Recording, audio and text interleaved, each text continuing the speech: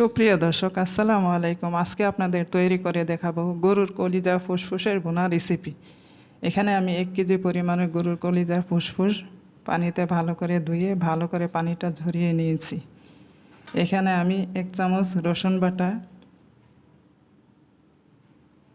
1 চামচ আদা বাটা, পরিমাণ মতো লবণ, 1 চামচ মরিচের গুঁড়া, 1 চামচ হলুদের গুঁড়া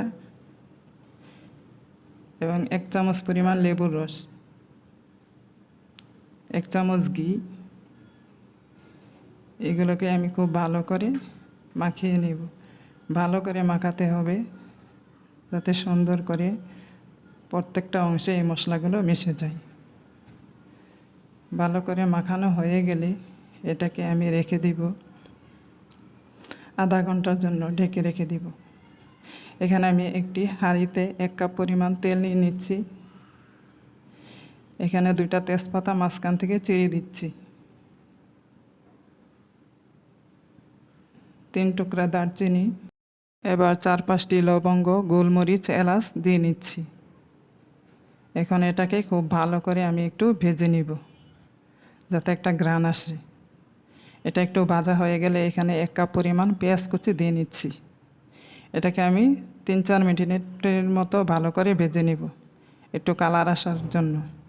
কালার আসার পর এখানে আমি 1 চামচ পরিমাণ আদা বাটা, 1 চামচ পরিমাণ রসুন বাটা দিয়ে এটাকে খুব ভালো করে ভেজে নিব যাতে আদা রসুনের গন্ধটা না থাকে। এখন আমি এখানে 1 চামচ পরিমাণ জিরার গুঁড়া, 1 চামচ ধনিয়ার গুঁড়া দিয়ে নিচ্ছি। এটাকে একটু হালকা করে ভেজে নিব।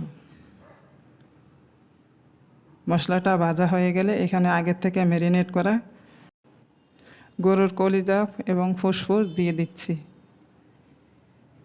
এখন এটাকে আমি খুব ভালো করে নেড়ে চেড়ে দিব যাতে মশলার তলায় লেগে না থাকে, প্রত্যেকটার গায়ে গায়ে লেগে থাকে এবং মশলাটা খুব ভালোভাবে মিশ্রণ হয়। এখন ঢেকে দিব 40 মিনিটের জন্য। 40 মিনিট পর ফিরে আসছি। এখন দেখি এটার কী অবস্থা হয়েছে। মাশাআল্লাহ খুব ভালো হয়েছে। এটাতে আমি বাড়তি কোনো পানি এড করব না। যে পানিটা এটার সাথে ছিল হালকা পরিমাণে সেটা দিয়েই রান্নাটা আমার হয়ে যাবে। এখন আমি আবার ঢেকে দেব 20 মিনিটের জন্য। 20 মিনিট পর ফিরে আসছি। খুব ভালো করে নেড়ে চেড়ে নিতে হবে যাতে মশলাটা নিচে পোড়া না লেগে যায়। এখন আমি এখানে দিয়ে দেব, এখানে আধা কাপ পরিমাণ শুকনা পেঁয়াজ বেরেস্তা বেটে দিচ্ছি। এটাকে এখন খুব ভালো করে নেড়ে চেড়ে নিব। এখন আমার রান্নাটা মাশাআল্লাহ হয়ে গেছে, আলহামদুলিল্লাহ। রেসিপিটি কেমন হয়েছে অবশ্যই কমেন্ট করে জানাবেন। আর নতুন নতুন রেসিপি পেতে অবশ্যই চ্যানেলটিকে সাবস্ক্রাইব করবেন।